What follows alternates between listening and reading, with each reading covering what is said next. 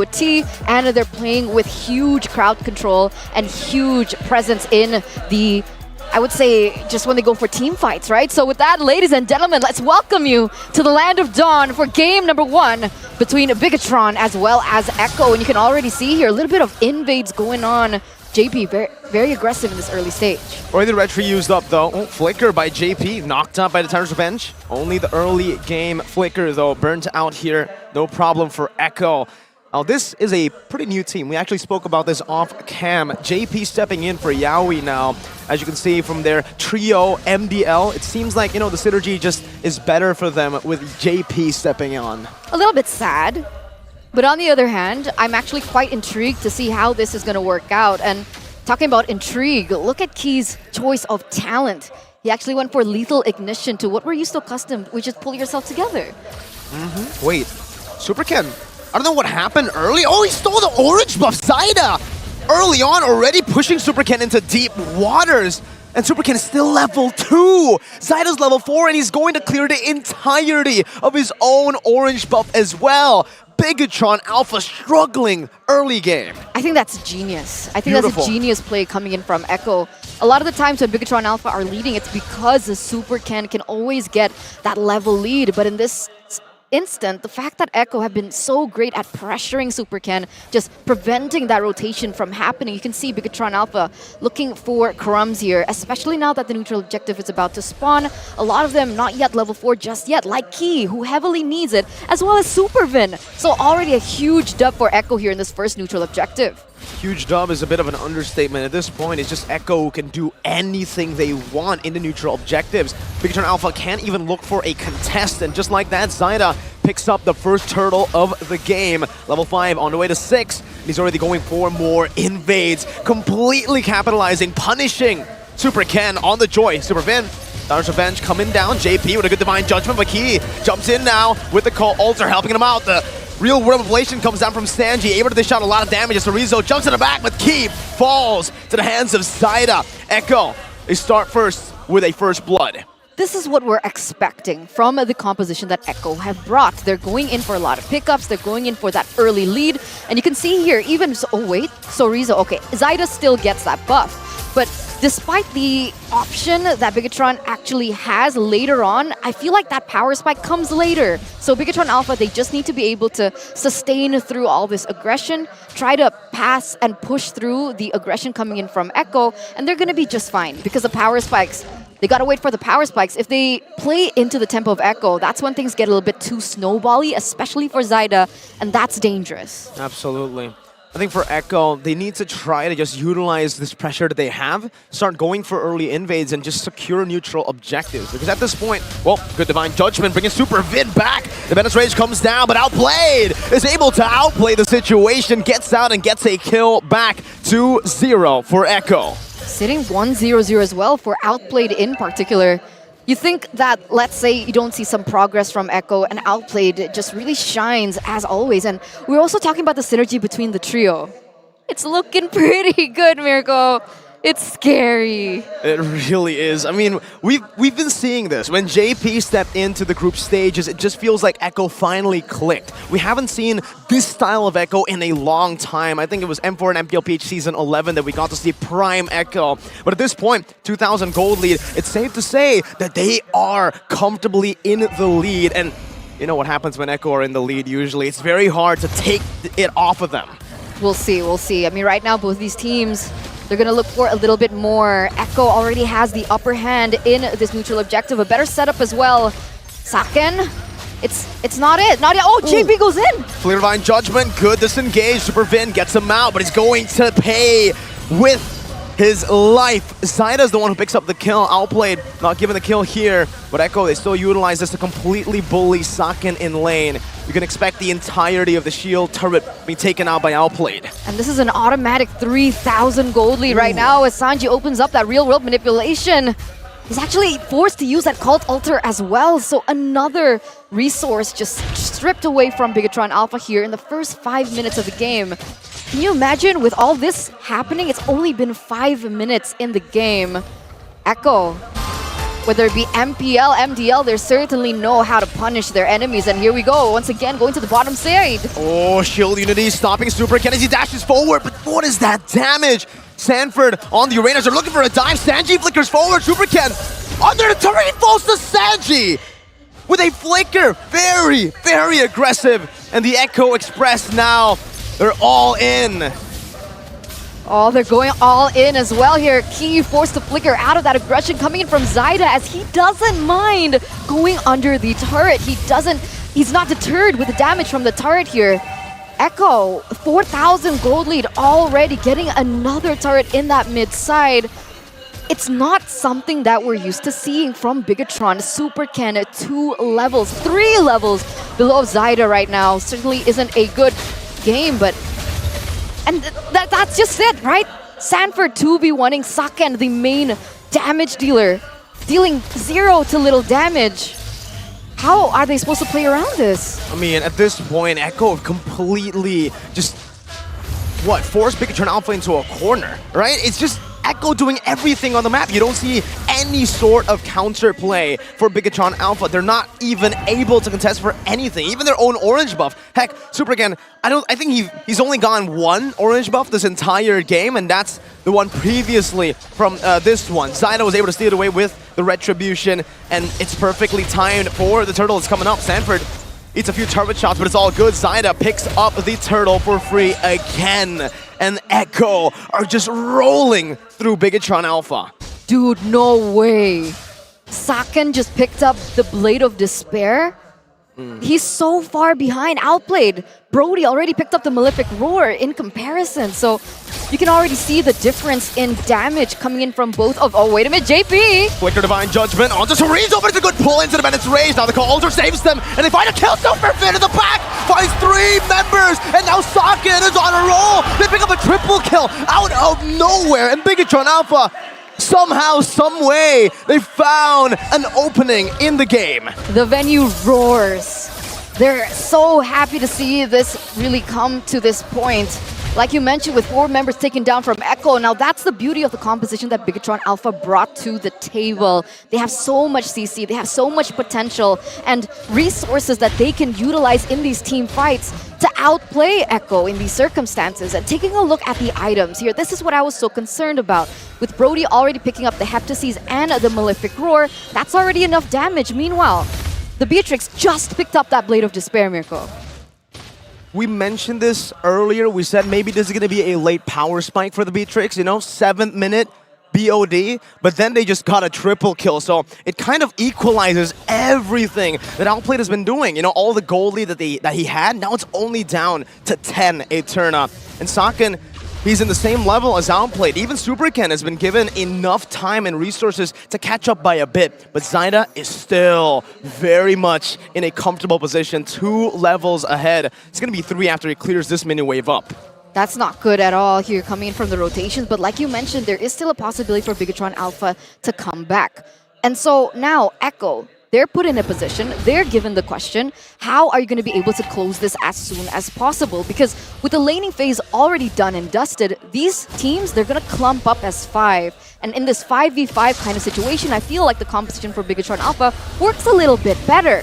And now we'll see exactly how this is going to work out, because 8 minutes in, 9 minutes in, you can see that Echo, they're already starting the Lord. You can see the positioning coming in from Chorizo. Even if he doesn't land his skill shots, there's always Key, there's always Supervin as well. So they also need to be aware of where Supervin is in these particular team fights. Oh, Casino by JP. He's looking for Super Ken. Sanford spots Super Ken right now. JP has the flicker.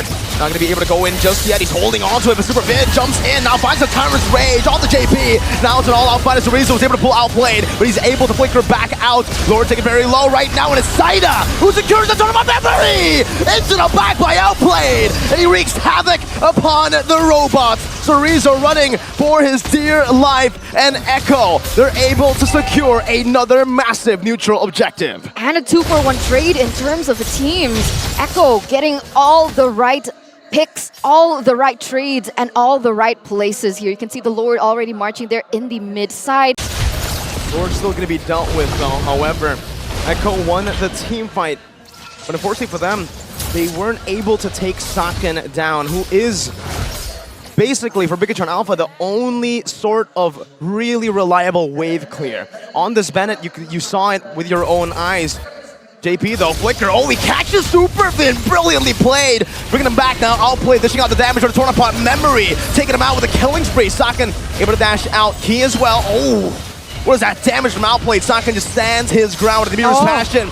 I'm offended, bringing JP back, but the turret should still fall. Outplayed, just hitting, munching on these turrets. All right. No casualties from the side of Echo, but Supervin had to go out because of that engage. But here we see start of a silver lining coming in from Bigatron Alpha, right? As this game progresses, like we mentioned, things are getting a little bit more equal. You can see here Saken on the gold-earned leaderboard really catching up to Outplayed. I think there's 1,000 difference, but now Saken already picked up the Malefic Roar. So in these team fights, when they're expecting Saken to deal the damage, he definitely can, but they need to be able to protect him long enough, which he was able to do previously. But with this dive, look at this cut. Sanford brought back JP. No flicker this time, so Bigatron Alpha still can escape. But you want to finish your point? yeah, I was worried about the dive, right? Because that's what Echo has. They have Zyda to dive into the backline. They have JP to go for that ultimate on it to Saken. And with these kinds of distractions happening and with so many things that Saken really needs to avoid, it's a little bit more difficult for Bigatron Alpha.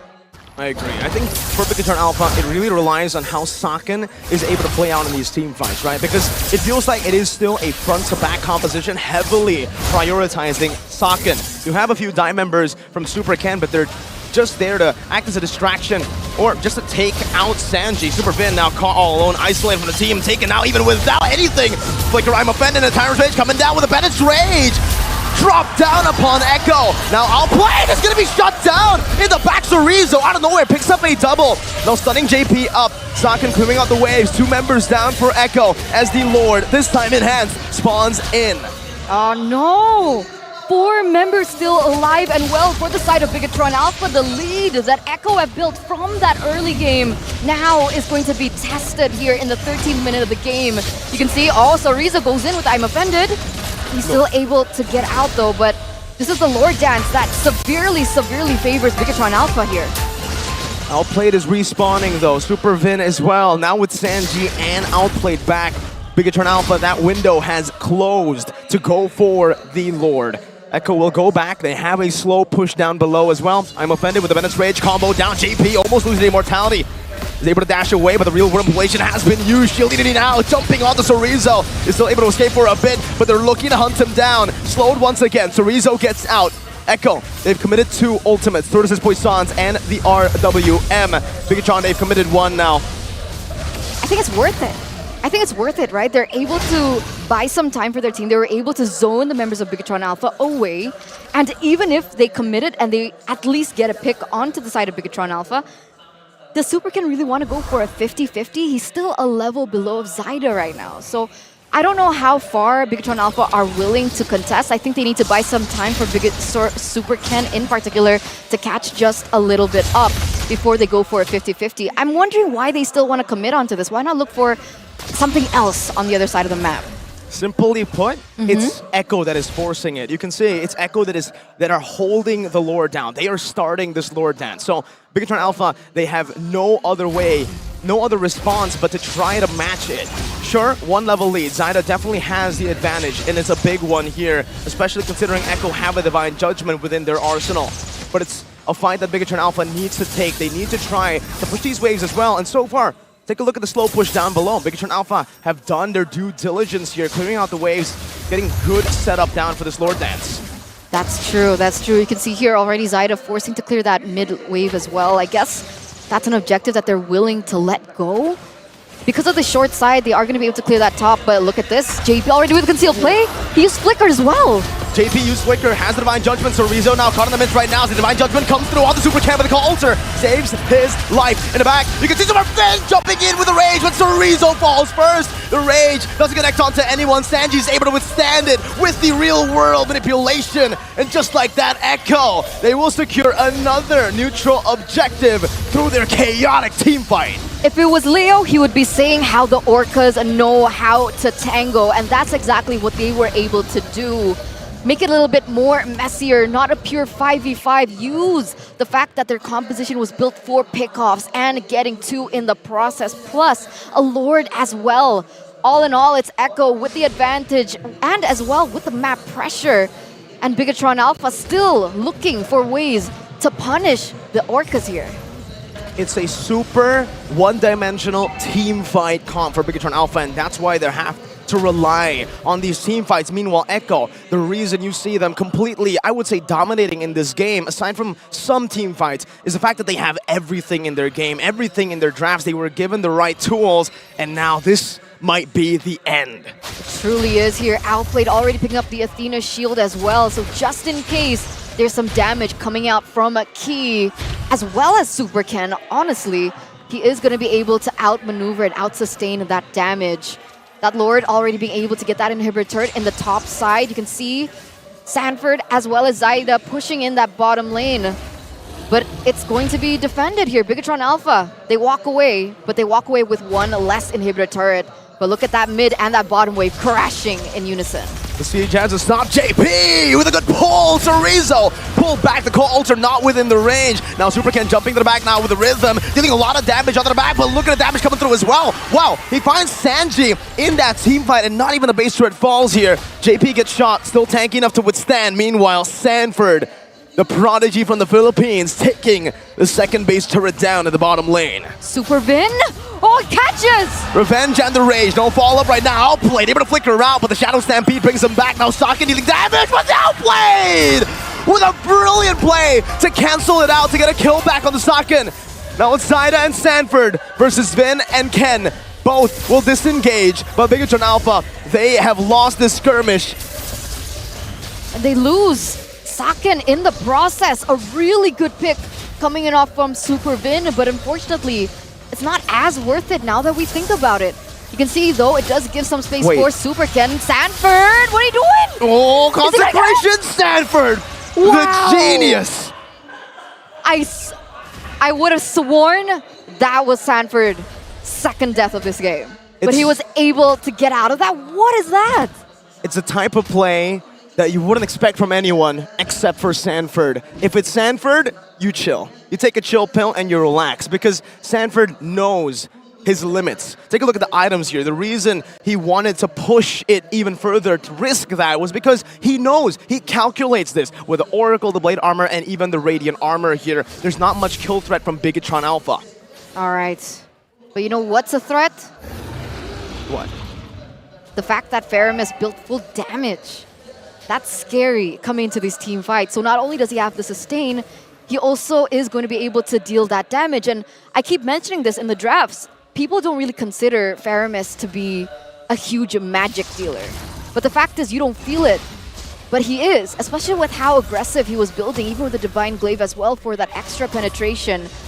Echo, though now, they're going to be able to set up for this Lord a little bit better. They've actually brought it to their side as well. This is scary. Very scary. I think it's much better than previous. Look at this, Chorizo already sent down below. Vin wants to go for it even without Chorizo. Risky play, JP! Flicker in, only finding Divine Judgment on the Super Vin and Super Ken now. Pops in the rhythms. Big ultimate used up by Super Ken. Zaida with the shield unity. JP, no Divine Judgment, but the real Worm of Relation comes down onto Key. Flickers out. Sanford gunning him down. Outplayed with a good dash forward. Setting Saken up now with the Flicker coming down. Outplayed still able to burst him down. Super Ken and Zaida 50-50 on the back. Let's see who gets this, because the fight definitely went to Echo, and even the Lord! Zaida has picked it up, and Super Ken will fall. 16-9, 19 minutes in. The 3 members from the side of Bigatron Alpha are out as well. Key is going to be up just in time to save this, but with Super Vin and Super Ken off the board, what is Echo expecting to take here other than victory? That top lane is going to be crashing, that mid as well. That bottom is going to in favor of Echo because of the lack of the inhibitor turret. Echo, once again, what amazing plays happening, and look at this. Even with the Venice Rage, the RWM from Sanji was perfect. Outplay now, bursting Chorizo down, the base wide open, and Echo, they'll take game number 1. What an amazing start to the series by the Orcas. Even without Yaoi, they're proving that they